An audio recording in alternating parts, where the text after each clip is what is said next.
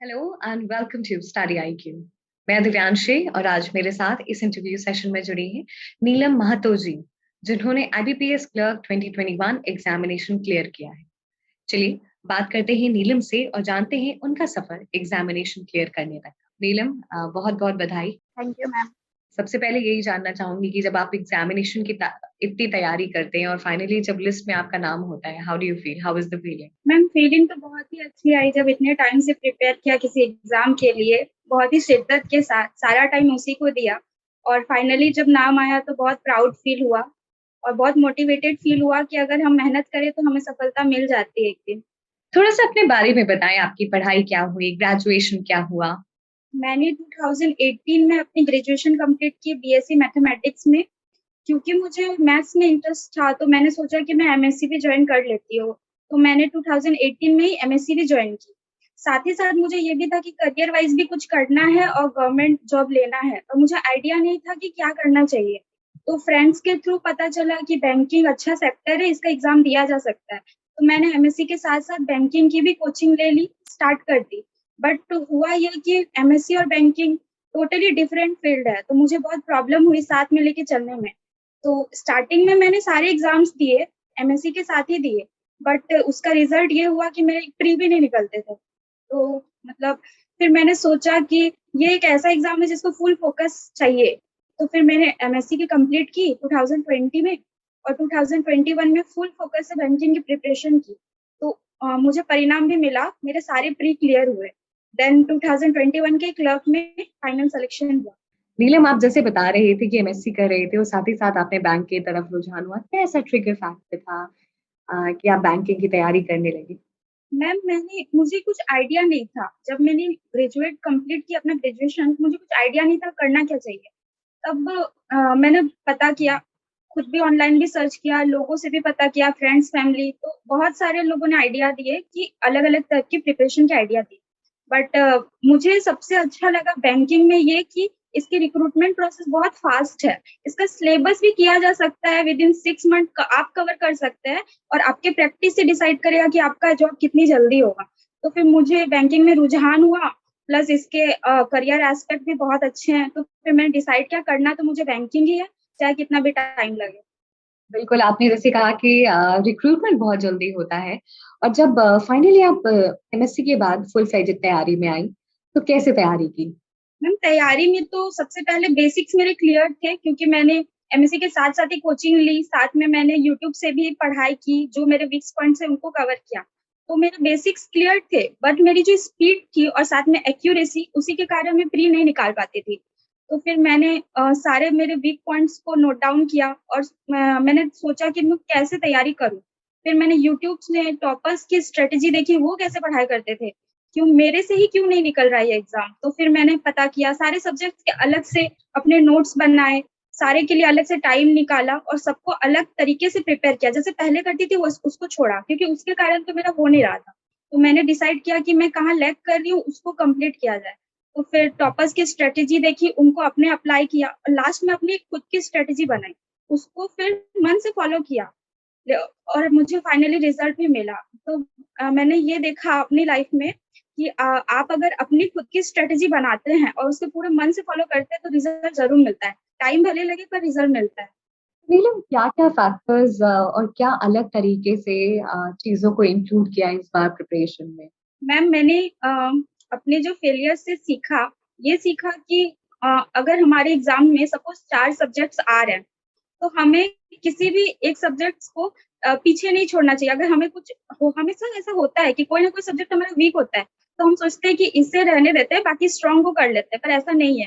फिर वो जाके हमें एग्जाम में वही फेल कराता है। तो हमारे जितने भी सब्जेक्ट्स एग्जाम में आते हैं, हमें किसी को भी पीछे नहीं छोड़ना चाहिए, चाहे वो हमारा वीक हो या स्ट्रॉन्ग हो। स्ट्रॉन्ग को और स्ट्रॉन्ग बनाना चाहिए, और वीक पे काम करना चाहिए कि हम उसमें फेल तो ना हो, वो हमें एग्जाम में रोके ना पास होने से।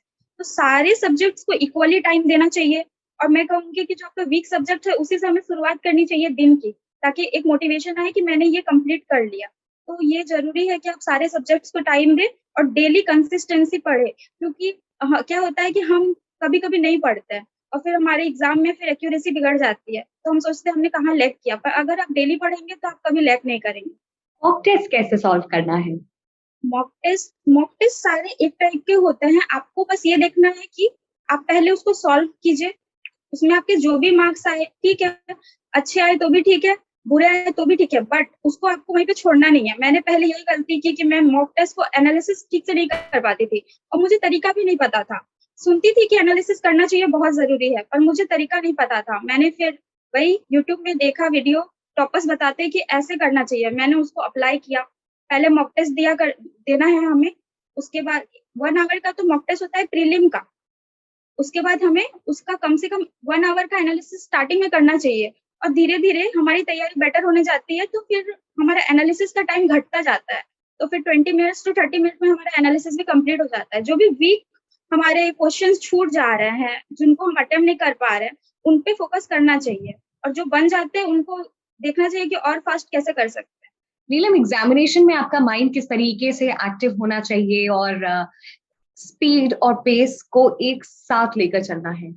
मैम, एग्जामिनेशन में हमारा माइंडसेट काफ़ी इम्पोर्टेंट रहता है। हम कितना भी पढ़ लें घर में, हम कितनी भी अच्छी प्रिपरेशन कर लें, पर एग्ज़ाम में सारा डिपेंड हमारे माइंडसेट पे करता है, क्योंकि प्रिपरेशन तो हमने कर ली, तैयारी तो हमारी अच्छी है ही। लेकिन एग्ज़ाम में क्या होता है, हम जब भीड़ देखते हैं बच्चों की, फिर एग्ज़ाम में हमें 1 घंटा वहाँ खड़ा रखा जाता है, अंदर भी ले जाके बैठाया जाता है, मतलब एग्ज़ाम स्टार्ट होने से पहले, तो हम काफ़ी नर्वस हो जाते हैं। लोगों को देखते हैं तो लगता है, अरे यार! इतने बच्चे दे रहे हैं, मेरा होगा कि नहीं होगा? बट ये चीज़ गलत है, आपको अपने में सेल्फ बिलीव रखना चाहिए, आपको ये सोचना चाहिए, आपने इतना टाइम एग्ज़ाम की पढ़ाई की है, तो आज तो आपका एग्ज़ाम है, आपको आज के दिन तो ब्रेक नहीं होना है। साथ में ये भी कहना चाहूँगी कि एग्ज़ाम देते-देते कभी-कभी ऐसा होता है, हम किसी क्वेश्चन में अटक जाते हैं, तो फिर हमारा माइंड ऐसा वर्क करता है कि अरे यार! एग्ज़ाम खराब हो गया। तब हमें ये नहीं सोचना चाहिए। हमें सोचना चाहिए कि नहीं, अभी मेरा एग्ज़ाम बाकी है, अभी भी टाइम है, अभी भी हारा हुआ रेस को जीता जा सकता है। और मैं बताना चाहूँगी कि मेरे क्लर्क के एग्ज़ाम में भी ऐसा हुआ था, एक पॉइंट आया था जब मैं मैथ्स के प्रॉब्लम में अटक गई थी, बट मैंने सोचा कि कैसे भी निकालना है, कैसे भी करके कंप्लीट करना ही है। उससे आपके जब आप ऐसा सोचते हो ना, तो आपका माइंड अलग वर्क करता है और आपकी स्पीड और अच्छी हो जाती है। सेल्फ बिलीव बहुत इम्पोर्टेंट है। नीलम, किस तरीके से स्टडी आईक्यू आपकी जर्नी में साथ रहा है? मैम, स्टार्टिंग में तो मैं जीए उतना पढ़ती नहीं थी, क्योंकि क्या होता था कि मेरे प्री भी नहीं निकलते थे और बैंकिंग के प्री एग्ज़ाम में जीए आता नहीं है। बट फिर मैंने रियलाइज़ किया मेरे एमएससी कंप्लीट होते-होते कि अभी तो कम करनी ही है अच्छे से तैयारी, और अगर मुझे बैंकिंग जॉब चाहिए तो मेंस भी देना है। मेंस देना है तो जीए करना ही होगा। फिर मैंने वैसे पहले से भी मैं पढ़ती थी बहुत सारे सोर्सेज़ से, पर मेरा मन नहीं लगता था क्योंकि मुझे न्यूज़ समझ ही नहीं आती थी। बस वो होता था कि वन टाइम रीडिंग हो जाता था और मैं भूल जाती थी। फिर मैंने वही टॉपर्स की स्ट्रैटेजी देखी, उन्होंने अलग-अलग सब्जेक्ट्स की अपनी स्ट्रैटेजी बताई। बहुत सारे टॉपर्स का देखी, फिर मैं अपनी कुछ स्ट्रैटेजी बनाई। तो एक होता था कॉमन पॉइंट, सारे टॉपर्स बताते थे, हमने स्टडी आईक्यू में गौरव गर्ग सर को फॉलो किया। तो फिर मैं गौरव गर्ग सर की वीडियोज़ देखी थी यूट्यूब में, जो फ्री वाले होते हैं। उनके करंट अफेयर्स को मैंने नहीं देखा था। फिर मैंने सारे टॉपर्स का मतलब सोचा कि अगर ये बोल रहे हैं कुछ तो बात होगी। फिर मैंने वैसे करके स्टडी आईक्यू के जो ऐप को डाउनलोड किया और उसमें गौरव गर्ग सर के डेमो क्लासेस देखे, जो फ्री में उन्होंने डाले थे। तो मुझे वो दोनों क्लासेस देख के काफ़ी मज़ा आया। मुझे ऐसा नहीं लगा कि मैं कुछ जीए में पढ़ रही हूँ, मुझे ऐसा लगा मैं समझ रही हूँ। और क्या होता है कि गौरव गर्ग सर इतना डिटेल में उन्हीं 2 वीडियो में बताए, तो मैंने लगा कि अगर ये फ्री वाला वीडियो मुझे इतना अच्छा समझ आ रहा है, तो मैं इनका ले ही लेती हूँ, टाइम बिना वेस्ट किए। मैंने सेम टाइम पे लिया। उसके बाद कंटिन्यू मैंने लिया था अगस्त 2021 में। और उसके बाद कंटिन्यू उनके डेली वीडियो को फॉलो किया। तो क्या हुआ ना, मुझे बहुत कॉन्सेप्ट क्लियर हुआ, खासकर फाइनेंशियल न्यूज़ जो होते हैं, बैंकिंग और आरबीआई रिलेटेड, तो मुझे समझ नहीं आती थी। तो फिर उनके जो तरीका है पढ़ाने का, उससे मुझे काफ़ी नॉलेज मिली। वो बैंकिंग न्यूज़ को और डिटेल में पढ़ाते हैं बैंकिंग अवेयरनेस कोर्स में। तो काफ़ी हेल्प हुई और मैंने फिर रियलाइज़ किया कि मैंने बहुत सही डिसीज़न लिया। ये मैं और पहले कर सकती थी, पर कोई नहीं, अभी लिया है तो अभी इसको फुल फ्लेजेस देखूँगी। उसके बाद मैंने तैयारी की और जब मैं मेंस में बैठने लगी बाकी एग्ज़ाम्स के, तो मैंने रियलाइज़ किया कि मैक्सिमम क्वेश्चन सर के पढ़ाए आ रहे हैं, एग्ज़ैक्ट आ रहा है। फिर उसके बाद उस टाइम तक मैं नोट्स नहीं बनाती थी। फिर मैंने रियलाइज़ किया कि मुझे नोट्स तो बनाने ही चाहिए, क्योंकि एग्ज़ाम के जस्ट पहले मैं नोट्स को देखूँगी तो और अच्छे से मुझे रिवाइज़ होंगे।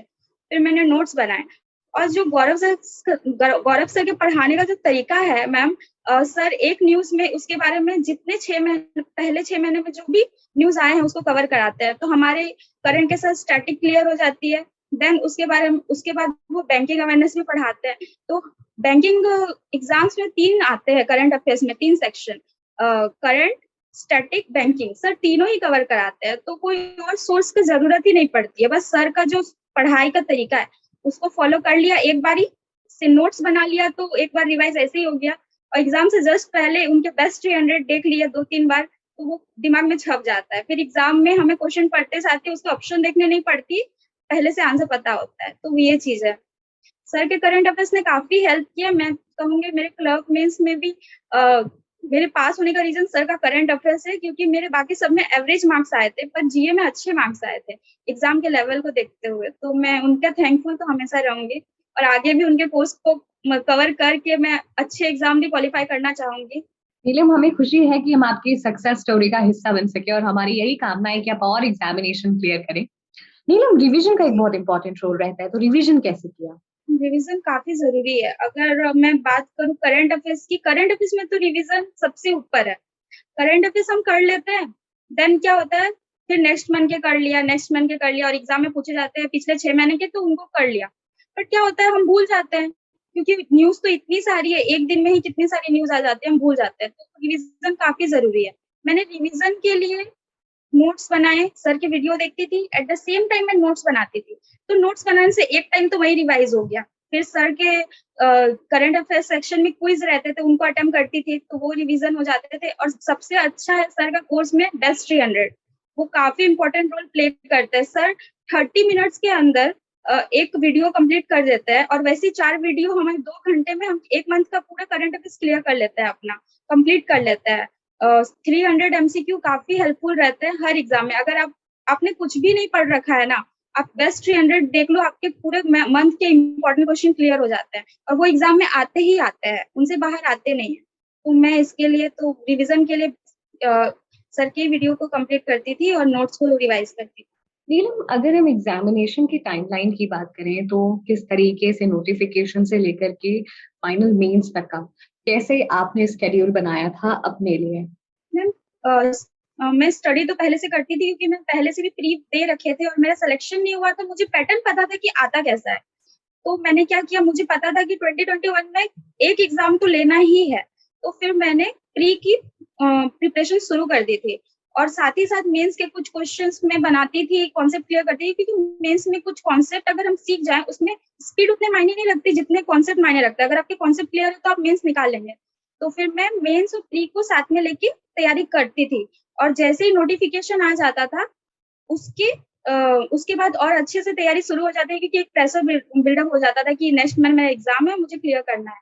और प्री एग्जाम के लगभग 20 से 15 दिन पहले मेंस को साइड कर दिया करती थी, और प्री में ही कंटिन्यू फोकस रखती है, क्योंकि प्री के कटअप बहुत हाई जाती है बैंकिंग एग्जाम में, तो प्री के फोकस करना बहुत जरूरी है।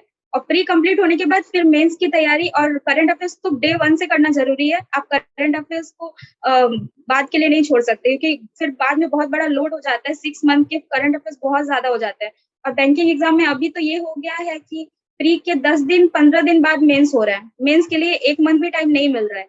तो बेटर है कि हमें करंट अफेयर्स पहले से करने चाहिए, डे 1 से। नीलम, अगर आपको आपके प्रिपरेशन डेज में लेकर जाऊं तो एक टिपिकल डे आपका कैसे शुरू होता था? सबसे पहले क्या पढ़ते थे और मॉक टेस्ट कैसे देते थे? फुल लेंथ मॉक टेस्ट देते थे या फिर सेक्शनल मॉक टेस्ट देते थे? हर एक मतलब एक दिन की अगर हम स्केड्यूल आपसे जानना चाहें। मैम दिन की शुरुआत में करती थी मॉक टेस्ट से, मॉक टेस्ट देती थी सबसे पहले, उसको सेम टाइम एनालिसिस करती थी, फिर ब्रेक लेती थी। देन मैम मैं मैथ्स करती थी, क्योंकि मैथ्स मेरा स्ट्रॉन्ग था, मुझे अच्छा लगता था। तो दिन की शुरुआत में मैथ्स करना सही रहता था। तो मैं बेसिक जो था कैलकुलेशन स्पीड के लिए, मैं कैलकुलेशन के लिए टेबल्स, स्क्वायर, क्यूब, ये सबको डेली रिवाइज करती थी। बहुत जरूरी है, क्योंकि एग्जाम में ये तुरंत क्लिक करते हैं अगर आप इसको रोज रिवाइज करें। देन क्विज लगाती थी सेक्शनल, जो सिंप्लीफिकेशन, नंबर सीरीज और क्वाड्रेटिक आते हैं, जो सबसे स्कोरिंग सब्जेक्ट, सबसे स्कोरिंग सेक्शन है, उसके लिए मैं क्विज लगाती थी। देन अर्थमेटिक के लिए भी क्विज लगाती थी। देन स्विच करती थी रीजनिंग पे, रीजनिंग भी मेरा स्ट्रॉन्ग था, तो मैथ्स के बाद जस्ट रीजनिंग करती थी। उसमें क्या है मैम, रीजनिंग में भी आपके कॉन्सेप्ट क्लियर है, तो आपको बस प्रैक्टिस करनी है। तो फिर मैं उसके भी क्विज लगाती थी, डेली पजल्स और मिसलेनियस के, उससे रीजनिंग ठीक रहती है। देन इंग्लिश पे आते थे। इंग्लिश में क्या है मैम कि हम कितने भी ग्रामर रूल पढ़ रहे हैं, इंग्लिश में भिड़ते नहीं है, हमें समझ नहीं आता एग्जाम में करना क्या है, कौन सा रूल लग रहा है। बाद में मुझे पता चला रीडिंग सबसे जरूरी है, तो मैं डेली 2 एडिटोरियल पढ़ती थी। एडिटोरियल अगर मुझे मन नहीं करता तो मैं स्टोरी पढ़ लेती थी कुछ, या फिर कुछ भी नेट में आर्टिकल आते हैं उनको पढ़ लेती थी। उससे मेरी इंग्लिश इंप्रूव होती थी और एक सेक्शनल क्विज लगाती थी इंग्लिश के लिए। एंड देन लास्ट में जीके करती थी। जीके में सर के डेली करंट अफेयर्स को देखना, फिर उसको नोट डाउन करना, प्रीवियस को रिवाइज करना, और उसके साथ साथ टाइम मिले तो मैं बेस्ट 300 प्रीवियस मंथ के बेस्ट 300 को तुरंत देख लेती थी। आधा घंटा का वीडियो रहता था तो उससे काफी हेल्प होता था मुझे। और अगर मेंस के एग्जाम पास हैं तो फिर मेंस के भी मैं क्विज लगाती थी, और उसके जो क्वेश्चंस होते थे उसको सर्च करके यूट्यूब से या फिर गूगल से उसके मेंस के क्वेश्चन लगाती थी, जो कॉन्सेप्ट बिल्डअप के लिए काफी जरूरी है। नीलम, बहुत कुछ जाना आपकी जर्नी से और बहुत ही अच्छे से आपने समझाया, बहुत ही क्लैरिटी के साथ समझाया। फाइनली कुछ टिप्स सजेशंस आप सभी को देंगी इतनी ही क्लैरिटी के साथ? जी मैम, जो अभी अभी जो बैंकिंग की प्रिपरेशन करने वाले हैं या कर रहे हैं, उन एस्पायरेंट को कहना चाहूंगी कि डेली पढ़िए, कंसिस्टेंसी रखिए अपनी पढ़ाई में और सेल्फ बिलीव रखिए। किसी की मत सुनिए, बस आप डेली पढ़िए, क्योंकि आप जब डेली पढ़ेंगे वो आपको एक दिन तो रिजल्ट देगा ही। और पहली बात ये है कि किसी की बातों में नहीं आना चाहिए। अगर आपको लगता है कि आप इस फील्ड में आ सकते हैं, आप प्रिपरेशन कीजिए, और सारे सब्जेक्ट को साथ में लेके चलिए। किसी को भी आपके कोई स्ट्रॉन्ग सब्जेक्ट है, वीक सब्जेक्ट है, उनको छोड़िए मत, क्योंकि फिर एग्जाम में पता चलता है कि वो सब्जेक्ट अगर हम नहीं करके जा रहे हैं, वो सब्जेक्ट ज्यादा स्कोरिंग पता चलता है। तो फिर आप जो भी आपके वीक सब्जेक्ट है उनको साथ साथ कीजिए, स्ट्रॉन्ग को और स्ट्रॉन्ग बनाइए, और ये कंसिस्टेंसी रखिए, रिजल्ट तो आएगा ही आपका। Thank you so much Neelam for speaking to us. बहुत ही इंपॉर्टेंट बात आपने कही कि वीक है उसको स्ट्रॉन्ग बनाइए और स्ट्रॉन्ग को और स्ट्रॉन्ग बनाइए, क्योंकि कई बार ऐसा होता है कि जो वीक सब्जेक्ट्स होते हैं हम उसको छोड़ देते हैं, जी रेसिस्टेंस आता है, तो उस पर आप खास ध्यान दीजिए क्योंकि हर एक सब्जेक्ट इक्वली इंपॉर्टेंट है। Fully thank you so important. Much Neelam for speaking to us and we are glad that we could be part of your success story. हम यही कामना करते हैं आपके उज्जवल भविष्य के लिए।